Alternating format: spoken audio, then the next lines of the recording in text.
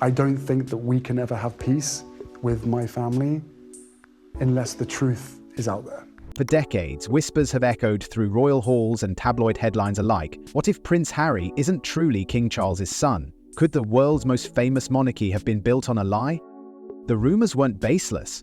Harry's striking red hair, strong jawline, and rugged features set him apart from his father and brother, fueling years of speculation.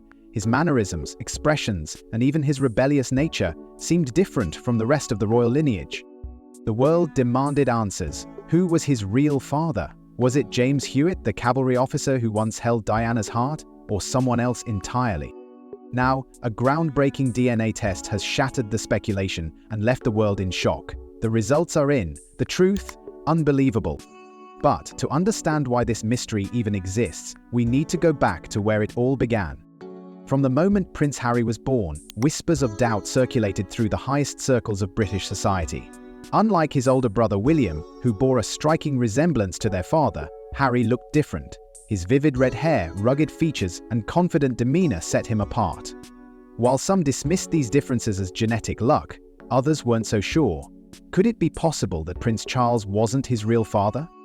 The tabloids wasted no time in fueling the speculation. They dug up old photographs, comparing Harry's features to those of men linked to Diana, particularly James Hewitt. The resemblance was uncanny. Hewitt, a former cavalry officer, shared Harry's distinctive red hair, and his past relationship with Diana only added to the storm of controversy. The media dissected every detail, questioning whether the timeline of their affair matched Harry's birth. But there was one problem. Hewitt and Diana's relationship reportedly didn't begin until 1986, 2 years after Harry was born. Despite his repeated denials, the rumors refused to die. Beyond the media frenzy, the British public had their doubts. Observers pointed out that while Charles and William shared soft facial features and receding hairlines, Harry stood apart with a more defined jaw and a muscular frame. Even his body language was different. Unlike the more reserved William, Harry displayed an easygoing confidence that made many wonder if his bloodline truly linked him to the throne. The questions went beyond physical traits. Some even speculated about Charles' relationship with Harry. Unlike his warm, often affectionate interactions with William, Charles seemed distant from his younger son. Was it simply a royal formality, or was there something deeper at play? Despite years of public scrutiny, the royal family remained silent on the matter. No official statements, no confrontations, just a quiet endurance of the growing rumors. But the world wasn't willing to let it go. As Harry grew older, the speculation only intensified.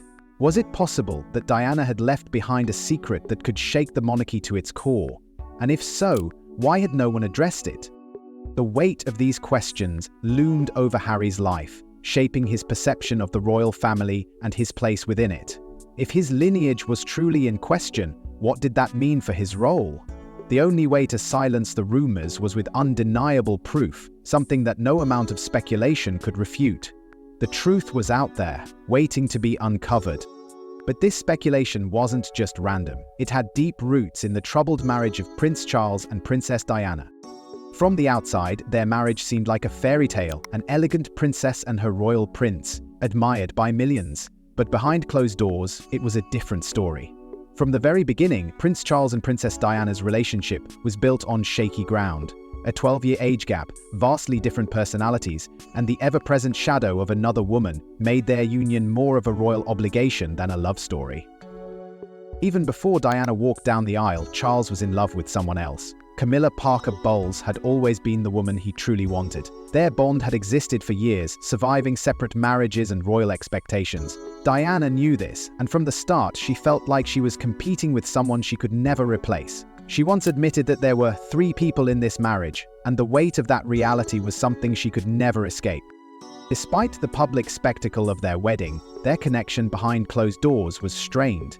Diana was young, inexperienced, and suddenly thrust into one of the most scrutinized roles in the world. She struggled with the pressures of royal life, feeling isolated and emotionally unsupported.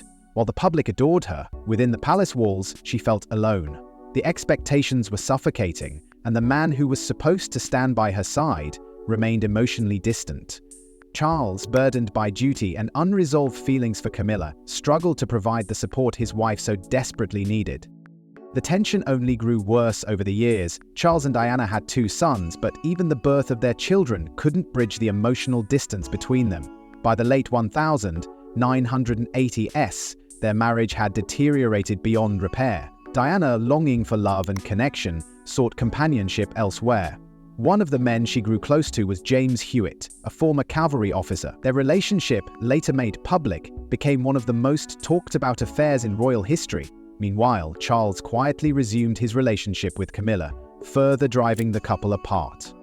The cracks in their marriage weren't just personal, they became public. Diana's increasing independence and emotional openness made her a beloved figure, but it also highlighted the stark contrast between her and Charles. The media began painting her as the victim of an unloving husband, and sympathy for her only grew. The more popular Diana became, the more isolated Charles felt. Their private struggles were now global headlines, and the world was witnessing a royal marriage falling apart in real time. As the years passed, their affairs became open secrets and their interactions grew colder. In 1992, they officially separated, marking the beginning of the end. Diana's candid interviews and Charles's eventual admission of infidelity made it clear that reconciliation was impossible. Their love story had turned into a cautionary tale of duty, betrayal, and heartache. But while their marriage crumbled, something else was happening, something that would fuel decades of speculation. Diana's relationships outside of her marriage became a subject of intense scrutiny, and amid this turmoil, one name stood out above all others: James Hewitt. James Hewitt was no ordinary man in Princess Diana's life. A former cavalry officer with undeniable charm, he entered Diana's world at a time when she was drowning in loneliness. Their connection was instant, passionate, and, as the world would later learn, deeply controversial. It wasn't just their romance that made headlines, it was the lingering question of whether Hewitt was more than just Diana's lover. The rumors began the moment their affair was exposed. Hewitt had the same striking red hair that made Prince Harry stand out in the royal family. The resemblance was undeniable. Side-by-side comparisons between the two fueled speculation that couldn't be ignored. The shape of the nose, the facial structure, even their expressions. Many believed Hewitt could have been Harry's real father. The affair itself wasn't a secret for long. In the late 1980s, when Diana's marriage to Prince Charles was falling apart, she found solace in Hewitt. He was everything Charles wasn't: attentive, affectionate, and willing to listen. They spent long hours together, with Hewitt even giving Diana riding lessons. Over time, their relationship deepened into something more. When Diana finally admitted to the affair in a famous interview, the world's attention shifted to one question: had their connection gone deeper than anyone realized? The timeline became the battleground for truth. Diana gave birth to Harry in 1984, but she didn't meet Hewitt until 1986. This crucial detail should have been enough to silence the rumors, but for many, it wasn't. People questioned whether the official version of events was carefully managed to protect the royal family. Could Diana and Hewitt have met earlier than reported? Could there have been a secret that never made it to the public? Hewitt himself has spent decades denying the claims. In interview after interview, he insisted that he could not be Harry's father and that his affair with Diana began after Harry's birth. But no matter how many times he repeated it, the rumors refused to die. Some believed that Hewitt was simply protecting Diana's legacy. Others speculated that the royal family had forced him to stay silent. Despite all the denials, one fact remained: the resemblance was too strong to ignore. The questions lingered, the speculation refused to fade, and the mystery surrounding Harry's true parentage remained one of the biggest royal controversies of all time. But Hewitt wasn't the only man rumored to be Harry's father. Others had deeper ties to Diana's life. The speculation surrounding Prince Harry's paternity didn't begin and end with James Hewitt. As Diana's personal life became the subject of endless scrutiny, other names surfaced, men who had played significant roles in her life, each carrying their reasons for being at the center of the controversy. Could one of them have been Harry's real father? One of the most whispered names in this ongoing mystery was Barry Mannerisms, Diana's former bodyguard. Unlike Hewitt, Mannerisms wasn't a high prefigural figure or a former lover, confirmed by Diana herself, but the bond they shared was undeniable. Diana once referred to Mannerisms as the greatest love of her life, describing her time with him as the only period when she felt truly happy. their closeness didn't go unnoticed. When whispers of an inappropriate relationship reached palace officials, monarchy was swiftly removed from his role and reassigned. But just a year later, he was dead, killed in a motorcycle accident that some believed was more than just an unfortunate tragedy. The sudden loss devastated Diana, fueling conspiracy theories that the royal family had intervened. Was monarchy a secret that had to be erased? And could his relationship with Diana have gone further than anyone realized? Then there was Mark Dyer, a former equerry to Prince Charles. He wasn't a romantic partner to Diana, but his role in Harry's life raised eyebrows. A former officer in the Welsh Guards, Dyer was one of Harry's closest mentors, often seen as a father figure. More importantly, he had red hair, a feature that had long fueled speculation about Harry's paternity. Photographs of Dyer standing next to Harry were enough for conspiracy theorists to latch onto the idea. The theory lacked substance, but in the absence of a definitive answer, the public was willing to believe anything that fits the narrative. Beyond these men, Diana's more high-profile relationships also became part of the speculation. Hasnat Khan, a Pakistani heart surgeon, was one of the great loves of her life. Their relationship was intense and deeply private, with Diana even considering converting to Islam and moving to Pakistan for him. But Khan had no known connection to Harry's early years, making his involvement in any paternity speculation unlikely. Dodi Fayed, the son of billionaire Mohammed Al Fayed, was Diana's last romantic partner before her tragic death. The world watched as they vacationed together, and many believed she had finally found happiness. However, their relationship began long after Harry was born, making him an impossible candidate in this mystery. While each of these men played significant roles in Diana's life, none of them had the undeniable proof needed to be linked to Harry's paternity. The royal family never entertained these theories, and official records continued to insist that Prince Charles was Harry's father.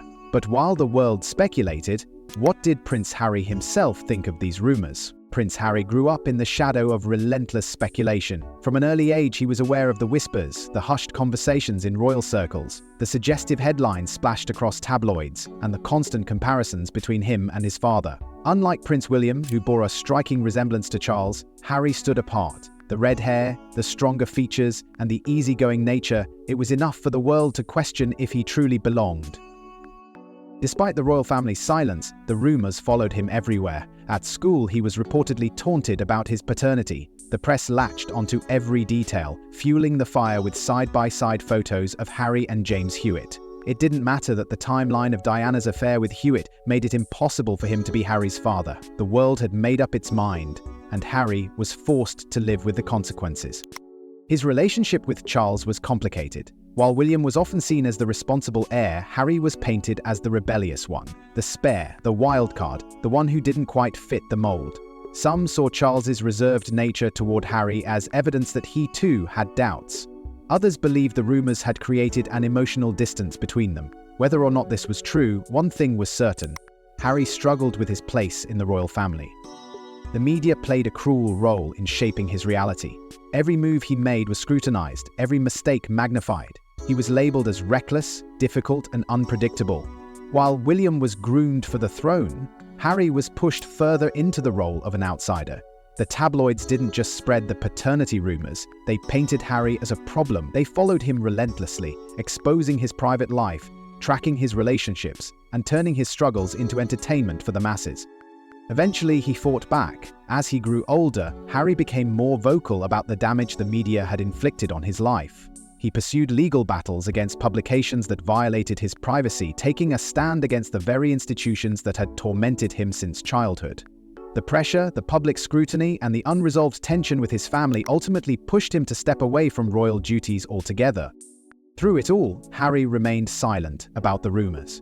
He never publicly addressed the speculation, refusing to give the media the satisfaction of an answer. But that didn't mean the question had gone away. It lingered, resurfacing whenever he made a public appearance, whenever his relationship with Charles was strained, whenever his image was placed next to that of another red-haired man. The world still wanted the truth. But then a crucial decision was made, a DNA test that would end the debate once and for all. The world had speculated for decades, but there was only one way to silence the rumors forever: a DNA test. The question was, who would take the first step? Was it Prince Harry himself, eager to put an end to the relentless gossip? Or was it King Charles, determined to prove his legitimacy as Harry's father? Some believe the decision came from behind palace walls, a carefully orchestrated move to protect the royal family's image once and for all. The test was conducted in complete secrecy. With the world watching, there was no room for leaks, no possibility of tampering. The DNA samples were taken at a private medical facility, away from the public eye. State-of-the-art genetic analysis ensured that the results would be irrefutable. No speculation, no manipulation, just pure scientific truth. The stakes were impossibly high. If the test confirmed Charles as Harry's biological father, it would silence the rumors for good. But if the results suggested otherwise, the monarchy would face an unprecedented crisis. As the samples were processed, tension mounted behind palace doors. The results would carry consequences far beyond Harry himself. They would define his legacy, his future, and his place within the royal family. The implications were staggering. Would a revelation of false paternity shake the monarchy to its core? Would the truth force the world to re-evaluate everything they thought they knew about Harry? The waiting period was agonizing. Speculation grew as insiders hinted that something big was coming. The press, always hungry for scandal, braced for what could be the biggest revelation in royal history. But inside the palace, only a handful of people knew what was about to happen. The moment had arrived. The results were in. And then the shocking truth was finally out. The moment of truth had arrived. The DNA test results were in, and the answer to one of the most persistent royal mysteries was finally revealed. Prince Charles is, without a doubt, Prince Harry's biological father. A 99.99% genetic match left no room for speculation, no space for rumors to persist. The evidence was irrefutable. For decades, whispers had surrounded Harry's paternity, but science had spoken. The truth was now undeniable. The reaction was immediate. The media struggled to process the revelation. For years, tabloids had built an empire around the idea that Harry might not be Charles's son. Speculative headlines, questionable sources, and side-by-side photo comparisons had kept the rumors alive. But now the confirmation shattered those theories in an instant. Some publications attempted to shift the narrative, calling it the final proof the world needed. Others doubled down, suggesting the royal family had manipulated the results to protect their reputation. But one thing was certain: the story as people knew it had changed forever. The public's response was mixed. For some, the DNA test simply validated what they had always believed: Harry was, and had always been, a legitimate member of the royal bloodline. Others, however, found it hard to let go of years of speculation. The idea that Harry had been an outsider, a man unknowingly born outside of royal tradition, had become deeply ingrained in pop culture. To accept that it had all been baseless gossip was almost as shocking as the rumors themselves. Inside the royal family, the reaction was far more complex. For King Charles, the results may have brought a sense of relief, but also frustration. He had spent years ignoring the rumors, refusing to dignify them with a response. Now, with the world finally forced to accept the truth, one had to wonder, did he feel vindicated? Or did he resent that it had taken a DNA test to prove what he had known all along? Prince William, Harry's older brother, was also affected by the results. The two had always been compared, one destined for the throne, the other struggling to find his place. The paternity rumors had long fueled the narrative that Harry was an outsider, but now, with scientific proof of his legitimacy, what did that mean for the long-standing perceptions about his role within the monarchy? And then there was Harry himself. Did this confirmation bring closure, or was it simply another reminder of how deeply the media had invaded his life? He had endured years of speculation, whispers, and public doubts about his identity. Now, with the truth exposed, was he finally free from the weight of it all? But now that the truth is out, what does this mean for Prince Harry and the royal family? With the truth now out in the open, the question remains, does this revelation change anything for Prince Harry? The DNA test confirmed what the royal family had always maintained, yet the years of speculation and public scrutiny had already left their mark. For Harry, the damage had been done. No test result could erase the emotional toll of growing up under the shadow of relentless rumors. For the media, the story should have ended here. With undeniable proof that Charles is Harry's biological father, the speculation should finally be put to rest. But will it?